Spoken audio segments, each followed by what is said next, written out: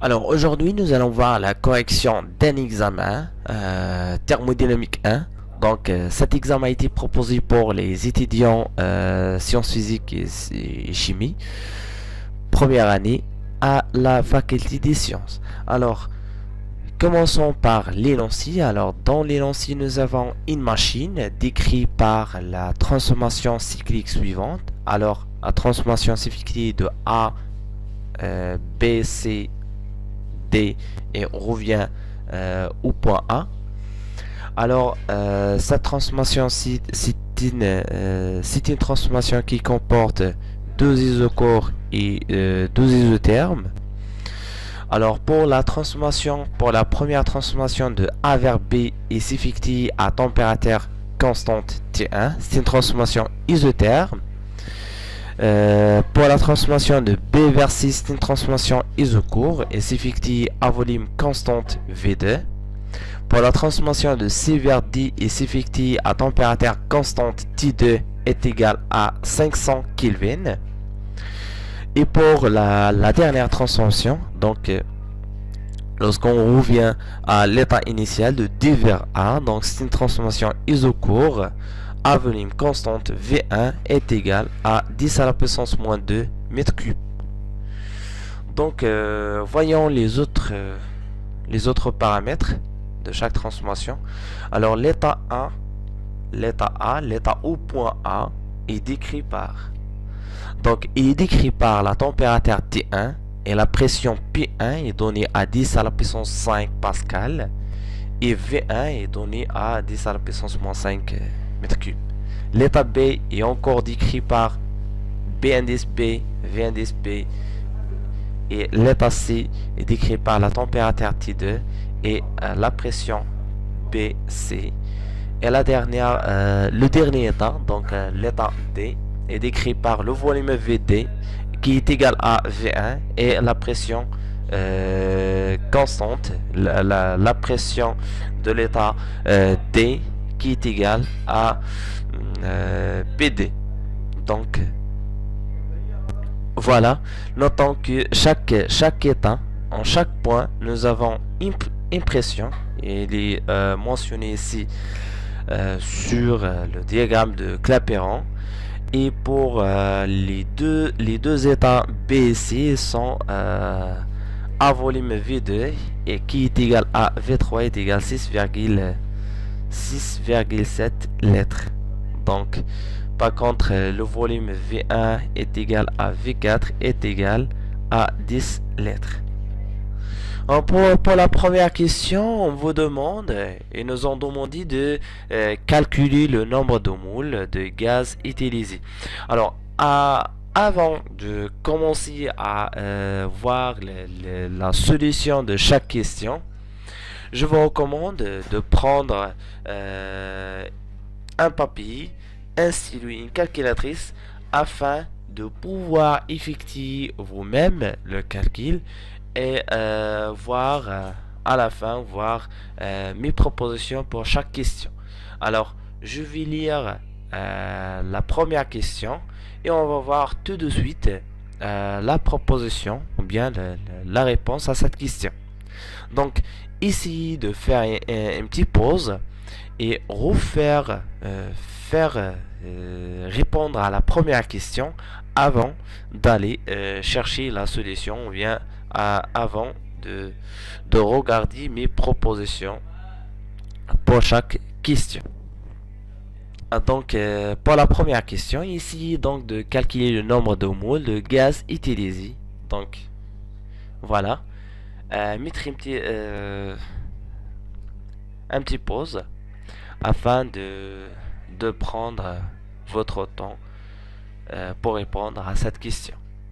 Donc nous sommes en train de répondre ou bien de faire la correction d'un examen. Alors on a besoin de temps pour répondre à chaque question. Donc moi de ma part, je commence par la première question. Voyons la solution. Donc ici, le gaz utilisé, c'est un gaz parfait. Ici, c'est un gaz parfait, donc ce n'est pas un gaz réel. On peut donc appliquer l'équation d'état. Donc l'équation d'état permet de relier les trois paramètres, la pression, le volume et la température, via cette équation. BV est égal à nRT. Donc on peut appliquer cette équation en chaque point. Donc si on applique cette équation dans le point A, on aura donc VB multiplié par la pression VA est égal à nRTA. Donc notons que N est constante pour toutes les transformations. Le nombre de moules est constante, ne varie pas. Donc il n'y a pas d'échange de la matière entre le système et le milieu extérieur. Donc il y a seulement l'échange de l'énergie. Donc voilà. PAVA est égal à nRTA. Donc on peut donc trouver N. Donc N est égal à BA divisé par, multiplié par la température au point A. Application numérique. Donc effectuer le calcul. Donc vous pouvez remarquer ici que nous avons 10 à la puissance moins 2, 10 à la puissance 5, ici 3, 10 à la puissance 2. Donc on aura finalement 0,4 moules. Voyons la deuxième question. Alors essayez de répondre à la deuxième question. Dans la deuxième question, ils nous ont demandé de définir les différents paramètres thermodynamiques, c'est-à-dire la pression, le volume et la température, dans les points suivants, B, C et D. Alors, voyons maintenant les points. Alors ici, pour le point A, nous avons déjà défini le volume au point A qui est égal à 10 litres. Pour la température T1 est égal à 300 Kelvin. Et pour la pression au point A est définie d'après l'énoncé, est égal à 10 à la puissance 5 Pascal. Donc pour le volume V1 c'est 0,10 à la puissance moins 2 litres. Voilà. Donc ici le volume en litres dans le diagramme de Clapeyron, et ici le volume est donné en mètres cubes. Donc attention à l'unité de chaque grandeur. Alors essayons maintenant de définir ces grandeurs BB, VB et TB dans le point B. Donc voyons la solution. Donc ici le point B, donc d'après le diagramme de Clapeyron, ici la transformation de A vers B, c'est une transformation isotherme. On aura donc une température qui est constante entre les deux points A et B. Alors la température au point B est égale à 300 Kelvin. Voilà, le premier paramètre est déterminé. Voyons maintenant les autres termes, donc les autres paramètres. Voyons le point B est délimité par deux points qui est C et A. Donc entre C et B, on a une transformation isochore. Et notons bien que ici pour V2, donc c'est 0,0067 mètres cubes ou bien 6,7 litres. Voilà, c'est le point au point B. D'après le diagramme de Clapeyron, on peut facilement trouver la température et le volume. Donc il reste à déterminer la pression. Donc pour la pression, s'il n'est pas donné dans l'énoncé, on peut utiliser facilement l'équation des gaz parfaits, étant donné qu'on a déjà trouvé N. Donc ici au point B, on a la température et le volume. Donc si nous avons la température TB, c'est la température au point TA, parce que nous avons une transformation isotherme, et le volume au point B, c'est le volume V2. Donc si le volume au point C, donc c'est une transformation isochore, donc le volume est constant. Et pour le calcul de la pression, on peut trouver la pression en utilisant l'équation d'état. des gaz parfaits, étant donné que N, on a déjà trouvé N dans la première question, c'est 0,4 moules. Donc, voilà. Voilà pour cette question. Vous pouvez faire effectuer le calcul afin de trouver la pression en Pascal. Donc pour le point C, donc voyons le point C. Le point C, c'est ici dans le cycle. Le point C est il est voisin de B et D. Donc voyons de ce que vous voyez ici dans le cycle. De B vers C, c'était transformation isochore. Alors, donc le volume au point B est égal le volume au point C. Aussi, pour la transformation de C vers D, c'est une transformation isotherme. Alors, la température au point C est égale à la température au point D. Donc voilà, d'après l'énoncé, on a déjà les deux paramètres, la température et le volume. On pourrait donc trouver la pression en utilisant l'équation d'état des gaz parfaits.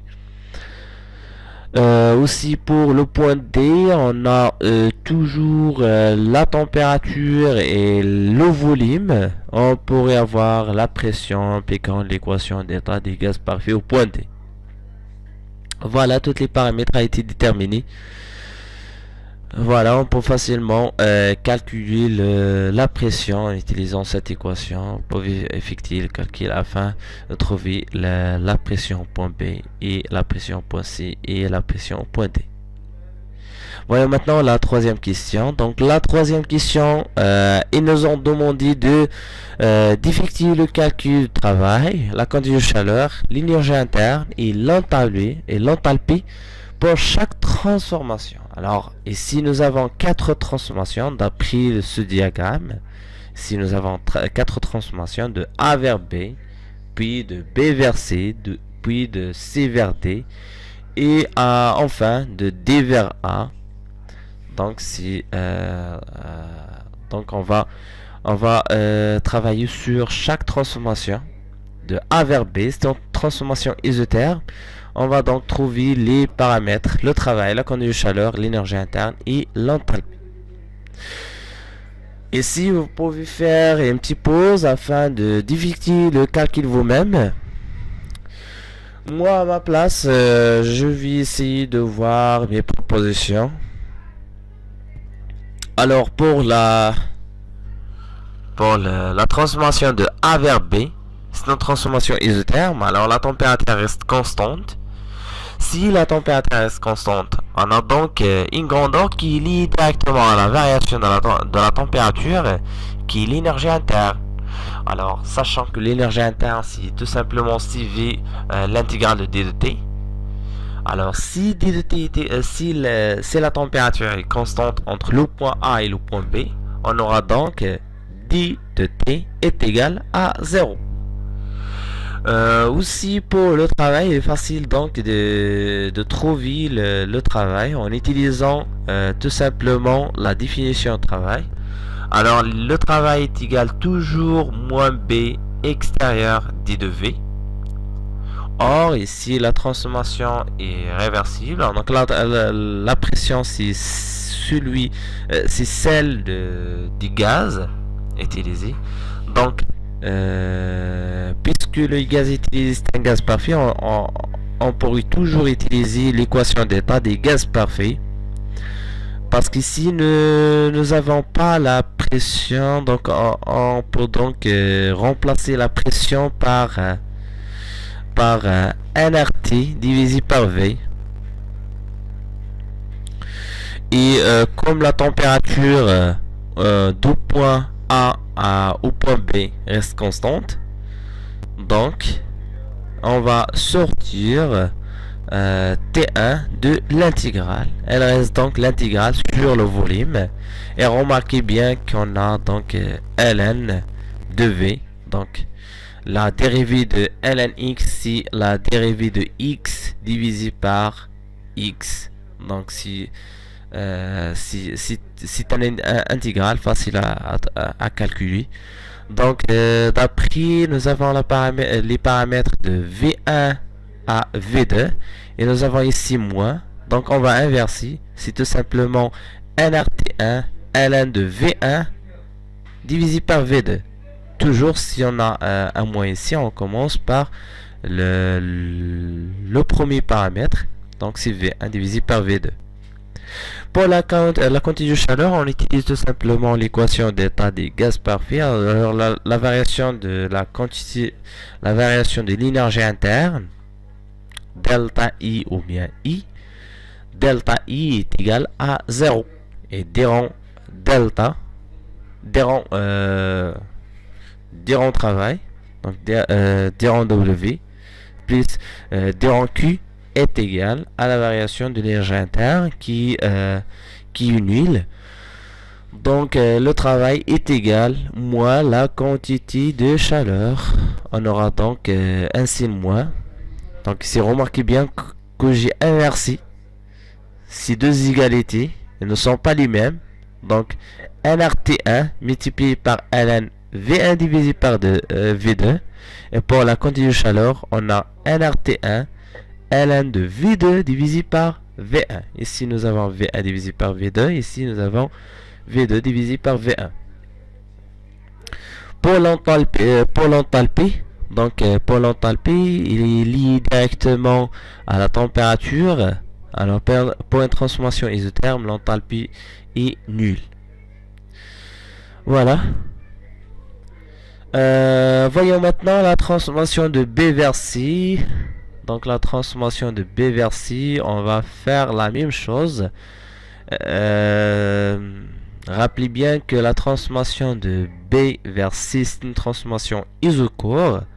Alors, si l'isochore, la pression, le volume reste constante entre les deux états. Donc, on doit chercher quelle est la grandeur qui lie directement à la variation de la pression. Donc, si le travail, qui doit être ici nul. Donc, s'il est nul, on aura donc Q est égal à U. D'après l'équation, d'après le premier principe de la thermodynamique. Donc, d'après la définition de l'énergie interne, on a delta I est égal à CV, l'intégrale de D de T. Alors ici, nous avons deux températures, deux états. Et la température n'est pas constante dans sa transformation. Alors, on aura donc la température finale moins la température initiale. Alors, la température au point B est égale à T1 et la température au point C est égale celui du point D. Donc, si la transformation de B vers A qui s'effectue de façon isotherme à température constante, donc T au point C, la température au point C est égale à T2, donc l'isotherme T2. Donc on aura donc U est égal à CV T2 moins T1. Et rappelez bien la relation de Maillard. Donc CV moins CP est égal à 1R. Et on peut aussi utiliser la relation de CB divisé par CV est égal gamma. On peut obtenir facilement CV est égal à 1R divisé par gamma moins 1. Et finalement, I est égal à 1R divisé par gamma moins 1 facteur T2 moins T1. Pour le travail nul, car il est lié directement au volume, qui est constante entre les deux points, les deux états B et C. Pour la quantité de chaleur, on a tout simplement la quantité de chaleur est égale à la variation de l'énergie interne, car le travail est nul. D'après le premier principe de la thermodynamique, nous avons I est égal Q dirham Q plus dirham W. Et pour l'enthalpie, on a d'après la définition CP de l'intégrale de D de T. Donc ici CP c'est tout simplement NR divisé par gamma moins 1 multiplié par gamma. la température T2 moins T1, car ici nous avons l'intégrale sur la température. On intègre entre les deux points B et C. Pour la transformation de C vers D, donc cette transformation isotherme, on vient à la même démarche qu'on a utilisée pour la transformation de A vers B. On aura donc pour la quantité d'énergie interne, l'énergie interne est nulle. Le travail c'est moins B, moins l'intégrale de B d de V. Alors on remplace P, la pression par 1RT2 divisé par V. Or ici la température est constante, on peut sortir la température de l'intégrale. On aura finalement 1RT2 ln de V2 divisé par V1. Pour la quantité de chaleur, c'est l'opposé du travail. C'est moins le travail, donc c'est 1RT2 ln de V1 divisé par V2. Pour l'enthalpie, donc il est lié directement à la variation de la température entre les deux états, donc il est nul, car la température est constante pour la transformation qui s'effectue de façon isotherme. Donc pour la dernière transformation de D vers A, c'est une transformation isochore et ressemble à la transformation de B vers C qu'on a étudié ici, de B vers C. Donc c'est une transformation isochore à volume constant et s'effectue à volume constant. Donc on va suivre le même démarche qu'on a utilisé ici pour effectuer les calculs de grandeur thermodynamique.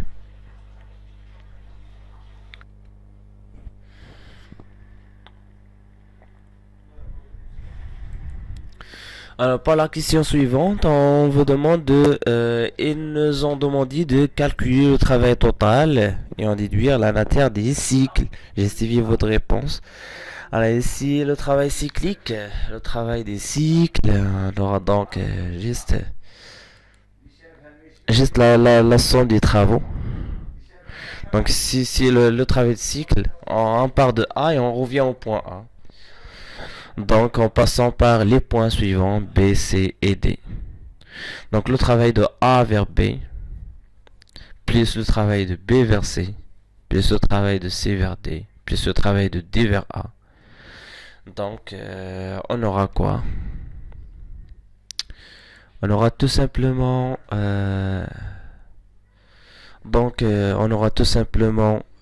moins. Si on effectue le calcul, alors notons qu'il y a deux travaux qui sont nuls. Donc c'est le travail entre le point B et C et le travail entre le point D et le point A. Donc on aura tout simplement le travail des cycles, c'est le travail du point A au point B plus le travail du point C au point D. Si on effectue le calcul, on trouve moins 266,39 joules. Donc le travail de cycle est négatif. Donc si le travail est négatif, la valeur du travail est négative. Donc le travail de cycle est négatif. Alors cette transformation décrit un cycle moteur. Donc car le travail est négatif.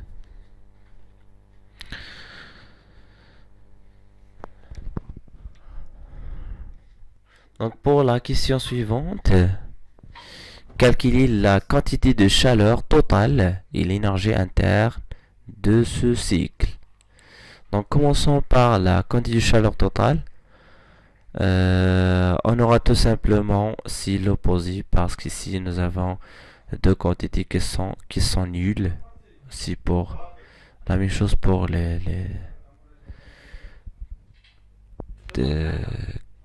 on a déjà vu les calculs de ces quatre paramètres pour les quatre transformations de A vers B. et de B vers C, de C vers D, et de D vers A. Donc on aura finalement 266,39 joules.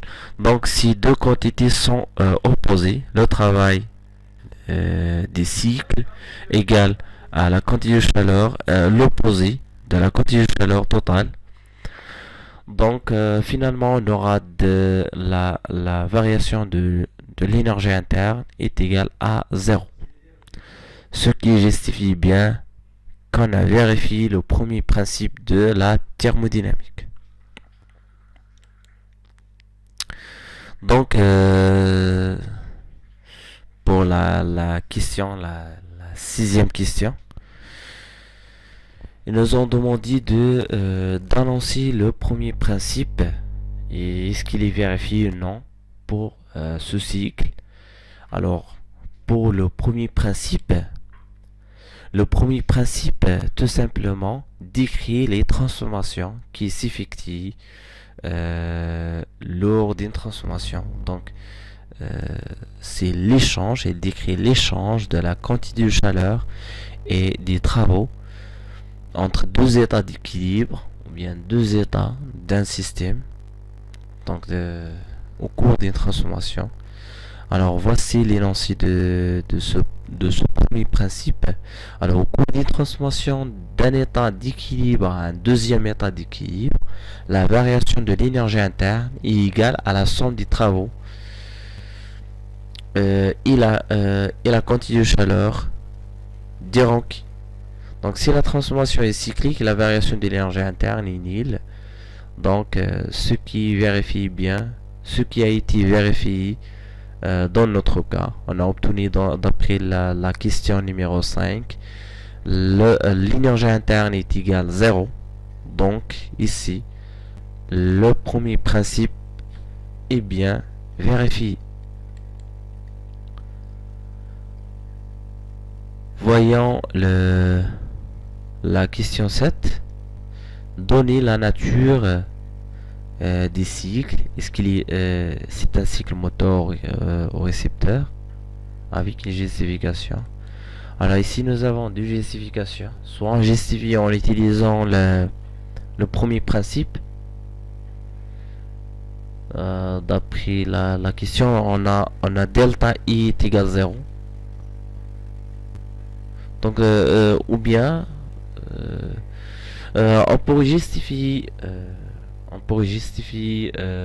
pourquoi le cycle pourquoi la transformation décrit un cycle moteur. Donc d'après le diagramme de Clapeyron, alors dans l'énoncé j'ai oublié de mettre les flèches. Donc ici les flèches de A vers B, c'est une transformation qui s'effectue dans le sens horaire. Donc j'ai oublié de mettre des flèches ici.